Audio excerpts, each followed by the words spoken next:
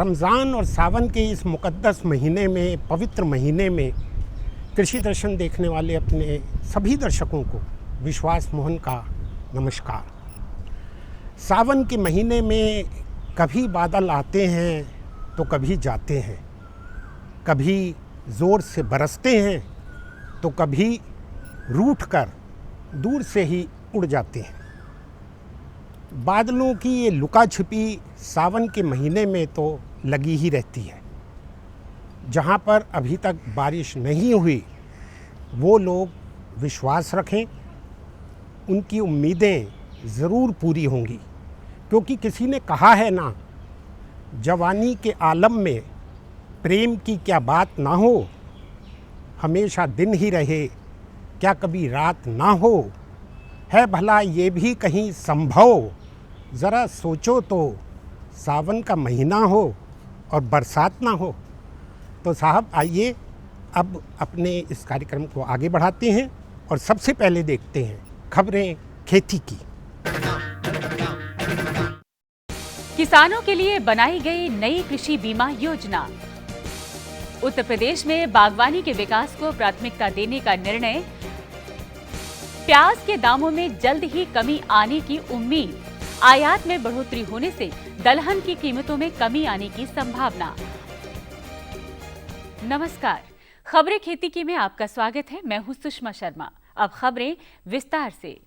केंद्र सरकार ने किसानों के लिए मौजूदा समय में चल रही बीमा योजनाओं को अधिक कारगर न मानते हुए शीघ्र ही नई कृषि बीमा योजना लाने की नई योजना बनाई है, जिससे प्राकृतिक आपदा की दशा में किसानों को होने वाले नुकसान से राहत मिल सके। केंद्रीय कृषि मंत्री राधा मोहन ने किसानों के लिए मौजूदा समय में चल रही बीमा योजनाओं को अधिक कारगर न मानते हुए शीघ्र ही नई कृषि बीमा योजना लाने की योजना बनाई है, जिससे प्राकृतिक आपदा की दशा में भी किसानों को होने वाले नुकसान से राहत मिल सके। कृषि मंत्री ने इस बारे में कहा कि किसानों के लिए बनी वर्तमान बीमा योजनाएं उनके लिए ज्यादा लाभदायक सिद्ध नहीं हुई हैं। किसानों को प्राकृतिक आपदा, सूखा आदि होने पर पर्याप्त फायदा नहीं मिल पाता। खेती बाड़ी में होने वाले नुकसान पर किसानों को वास्तविक राहत नहीं मिल पाती, जिससे उन्हें काफी नुकसान उठाना पड़ता है। इस स्थिति से वाकिफ केंद्र सरकार किसानों के लिए व्यापक हित वाली नई कृषि बीमा योजना लाने की तैयारी कर रही है, जिससे फसलों के नुकसान का उन्हें व्यापक राहत मिल सके। उत्तर प्रदेश सरकार ने प्रदेश में बागवानी के विकास को प्राथमिकता देने का निर्णय किया है। सरकार के इस निर्णय से छोटी जोत वाले किसानों को फायदा मिलेगा। उत्तर प्रदेश सरकार ने प्रदेश में बागवानी के विकास को प्राथमिकता देने का निर्णय किया है। प्रदेश के खाद्य एवं प्रसंस्करण विभाग के निदेशक ने इस बारे में जानकारी देते हुए कहा कि प्रदेश के अधिकांश छोटी जोत वाले किसानों के लिए बागवानी फसलें, विशेषकर शाक भाजी फसलें, इकाई क्षेत्र से अधिक उत्पादन की दिशा में किसानों के लिए काफी फायदेमंद हैं। ये फसलें आय सृजन और पोषण उपलब्ध कराने की दिशा में भी काफी महत्वपूर्ण हैं। बागवानी विकास के लिए प्रदेश में विभिन्न औद्योगिक योजनाएं जैसे राज्य औद्योगिक मिशन, राष्ट्रीय कृषि विकास योजना, पान विकास योजना, माइक्रो इरिगेशन, राष्ट्रीय औषधीय पौध मिशन जैसी योजनाएं क्रियान्वित की जा रही हैं, जिससे किसान बागवानी के प्रति अधिक रुचि लेकर शाक भाजी के अलावा औषधीय और फूल उत्पादन कर अधिक आय प्राप्त कर सके। निदेशक के अनुसार वर्तमान वित्तीय वर्ष में अब तक 1598 हेक्टेयर में शाक भाजी और 898 हेक्टेयर में फलों की खेती की गई है। देश में इस साल प्याज उत्पादन बेहतर होने से प्याज के दामों में जल्द ही कमी आएगी।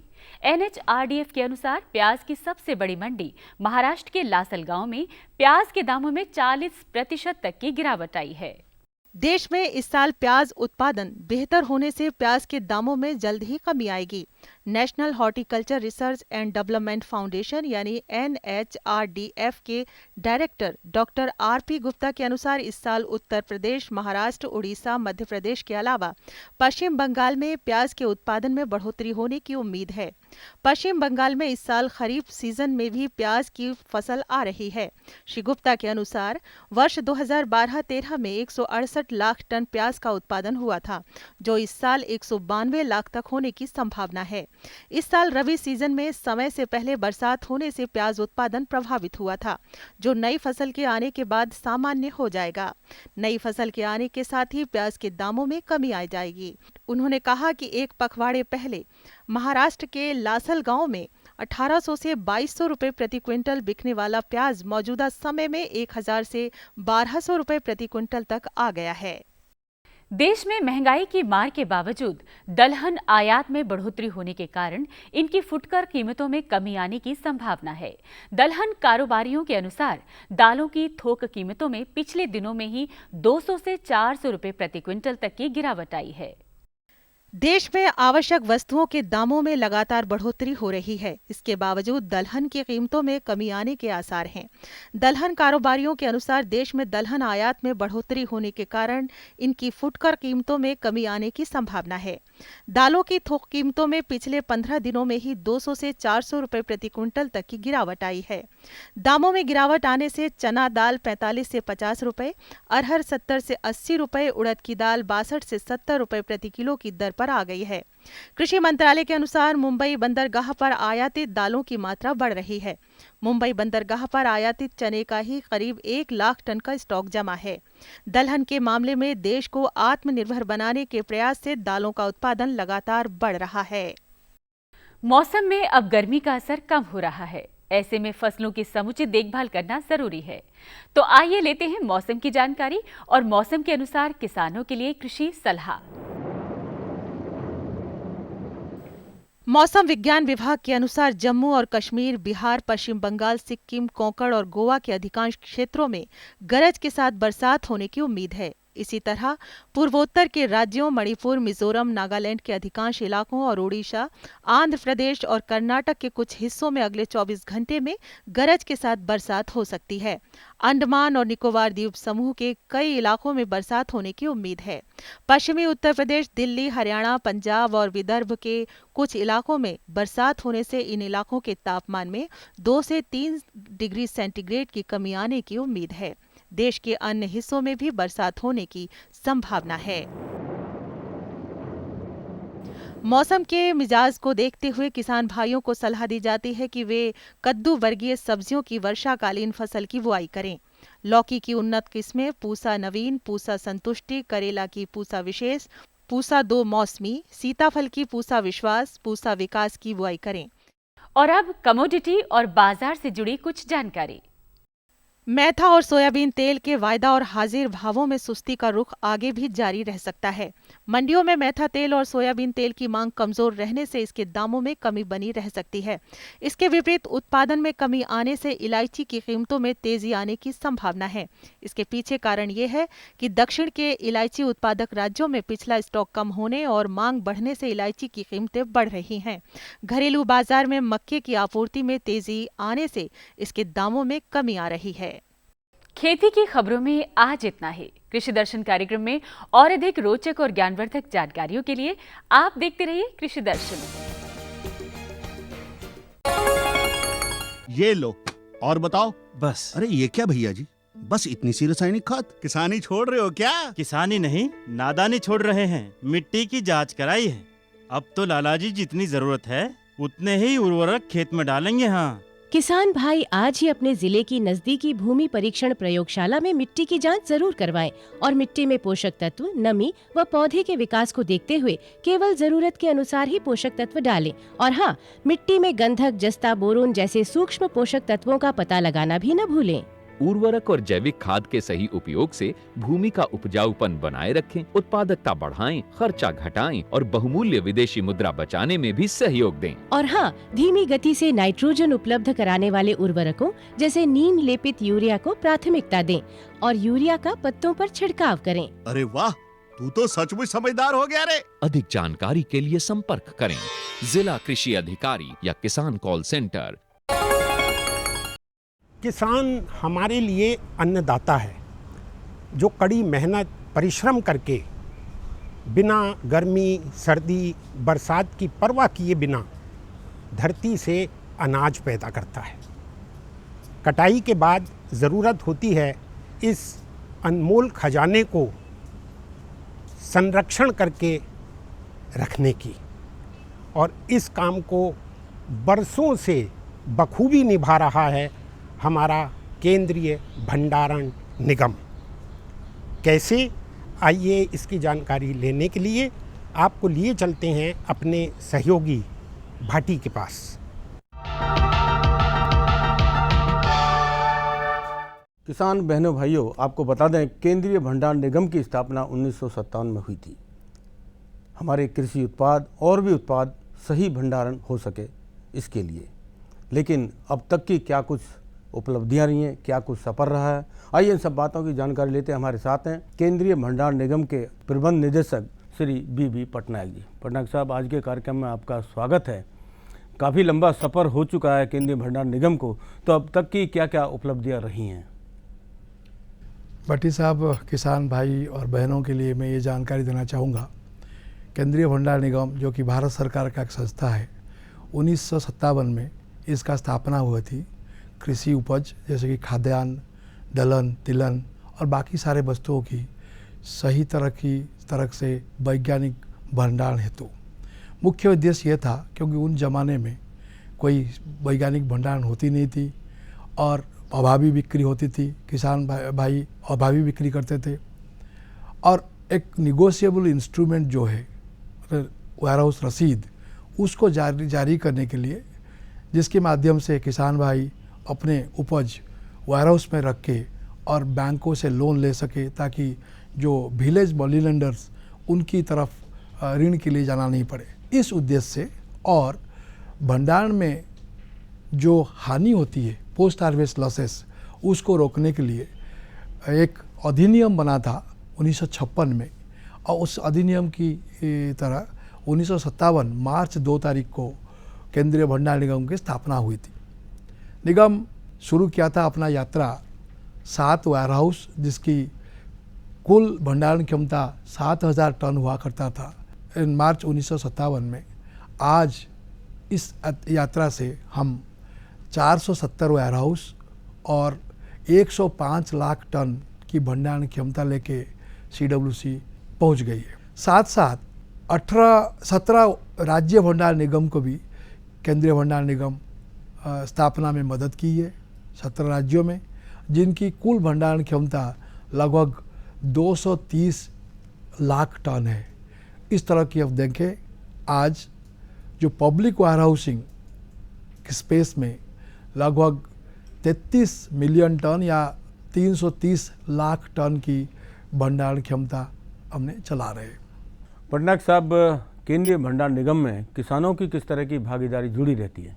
जो किसान अपने वेयर हाउस में माल रखते हैं, चाहे वो खाद्यान्न हो, दलहन हो, तिलहन हो, उसमें हम जो भंडारण शुल्क या स्टोरेज चार्ज, उसमें 30% की हम छूट देते हैं, ताकि किसान भाई भारी से भारी मात्रा में अपने उपज लेके नज़दीक वेयर हाउस में रखे, ताकि उस उपज की सही भंडारण हो, उसमें ना कोई हानि हो और प्लस उनकी रसीद के माध्यम से वो बैंक से ऋण ले सकते हैं। साथ साथ हम किसान भाइयों को भी तालीम देते हैं, प्रशिक्षण देते हैं, ये बताने के लिए जो आप अगर नज़दीक वेयर हाउस में माल नहीं ला रहे, आप अपने फार्म लेवल में, अपने घर के लेवल में, अपने ग्रामीण एरिया में आप अपने लेवल में किस तरह की आप खुद रख सकें। बहुत सारे बड़े बड़े किसान हैं जो कोठी में रखते हैं, मेटालिक बीन्स में रखते हैं। वो अगर रखते हैं, उसमें क्या क्या स्टेप्स या क्या क्या स्टेप्स लेना है, छिड़काव कैसे करनी है, धूमीकरण कैसे करनी है, चूहा के रोकथाम के लिए क्या दवाई लगता है या कैसे लगाते हैं, ये सारे चीज़ हम भी उनको प्रशिक्षण देते हैं। हमारे हर साल लगभग 6000 किसान को 2 दिन की ट्रेनिंग देने का हमारे लक्ष्य रहता है। और ये 2 दिन की ट्रेनिंग का बाद हम उनको एक मेटालिक बीन, जिसको आप बोलते हैं धातव टांकी या जो कुछ है, 1.5-2 टन की हम उनको अपने CSR की तरफ से उनको हम भेंट देते हैं।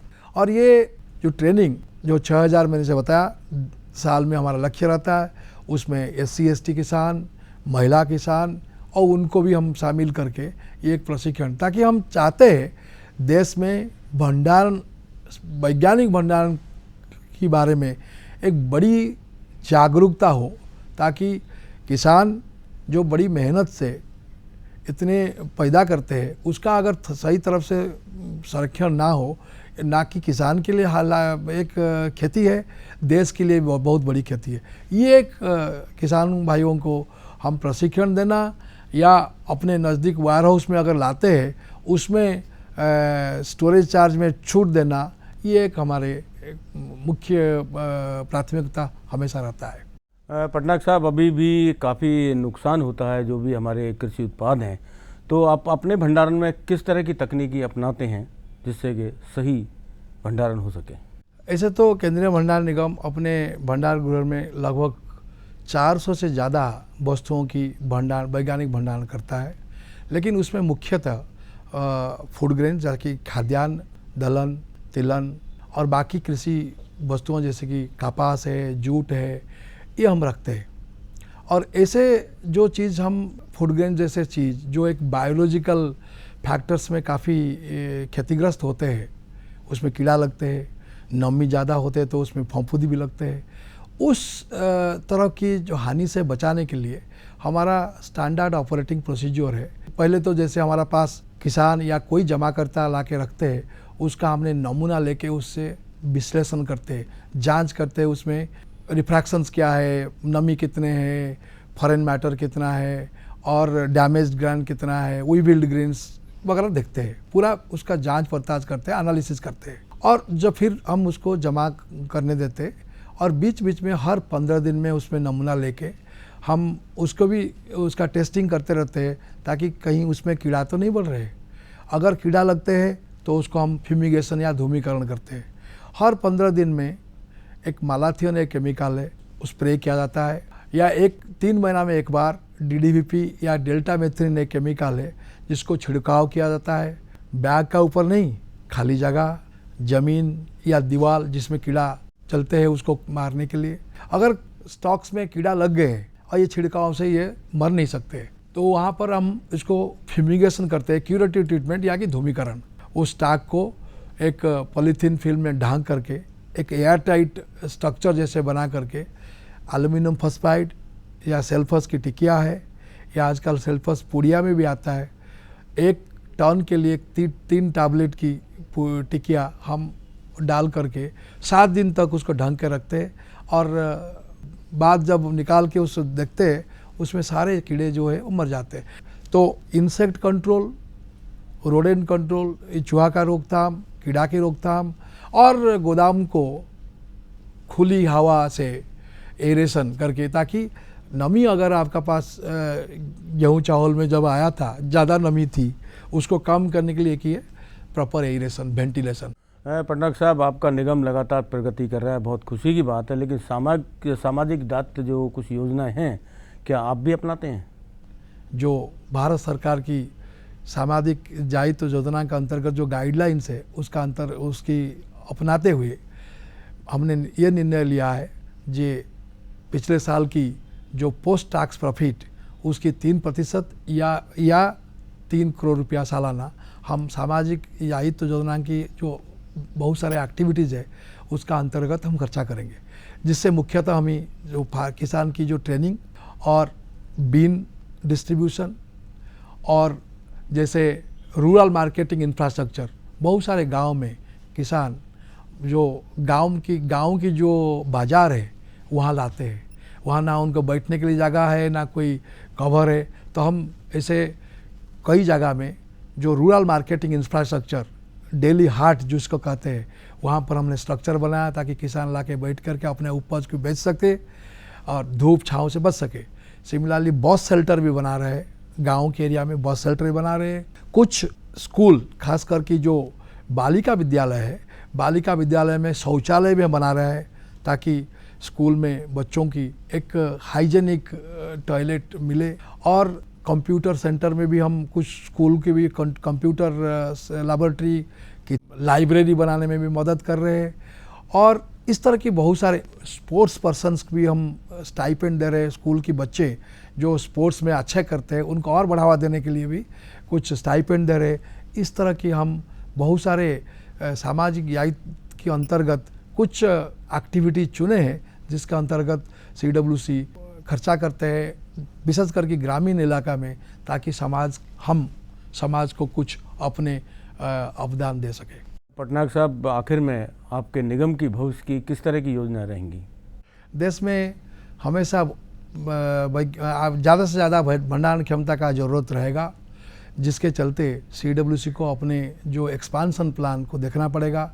अभी हम लोग जो कॉरपोरेट प्लान है उसमें एवरेज हर साल 2 लाख टन की जो भंडारण क्षमता, खास करके जिस इलाके में कमी है अभी, जैसे छत्तीसगढ़ है, उड़ीसा है, झारखंड है, बिहार है, नॉर्थ ईस्टर्न स्टेट्स है, उसका ऊपर अभी कंस्ट्रक्शन करके हम साल में लगभग 2 लाख टन की हम भंडारण क्षमता में वृद्धि कर रहे हैं। साथ साथ जो नए एक्टिविटीज़ है, एक्सपांसन प्लान है, जिस तरह की अभी क्रॉस बॉर्डर ट्रेड है। मैं बता दूं, भारत पाकिस्तान की जो सीमा है अटारी, वहाँ पर दोनों देश के बीच में जो लैंड रूट में जो बॉर्डर ट्रेड चल रहा है, उसमें CWC अटारी में जो इंटीग्रेटेड चेक पोस्ट है वहाँ चला रहा है। अगरतला, इंडो बांग्लादेश में अगरतला में भी इस तरह की एक इंटीग्रेटेड चेक पोस्ट चला रहा है। और जिस पाकिस्तान को जो चीज़ हम एक्सपोर्ट कर रहे हैं उसमें भारी मात्रा में एग्रीकल्चर प्रोड्यूस है, फ्रेश वेजिटेबल, टमाटो, प्याज एक्सपोर्ट हो रही है। और हमारे कपास भी पाकिस्तान को बहुत सारे वो अटारी माध्यम से जा रहे हैं। इस तरह की एक्सपांसन, अगरतला ICP हो गया, अब तीसरी जो ICP आने वाला है वो जहाँ पर CWC काम कर रही है और आगे भी उसमें काम करेगा, वो इंडो बांग्लादेश बॉर्डर में पेट्रापोल। तो इस तरह की गोडाउन एक्सपांसन, नई एक्टिविटीज़ में जाना हमेशा CWC के लिए एक प्राथमिकता रहेगा। पटनायक साहब, हम उम्मीद करेंगे कि आपका निगम लगातार प्रगति करता रहे, किसान भी प्रगति करते रहें और देश भी प्रगति करें। आपने बहुत अच्छी जानकारी दी। इन सब बातों के लिए आपका बहुत बहुत धन्यवाद। खुशबू की फुहार में, स्वाद की बहार में, तरक्की की तानों में, खिलती मुस्कानों में, हरे भरे पौधों में, बड़े बड़े सौदों में, मधुर भिनभिनाहट में, खुशियों की आहट में। NHM बागवानी मिशन, हमारी चाहत, आपकी मुस्कुराहट।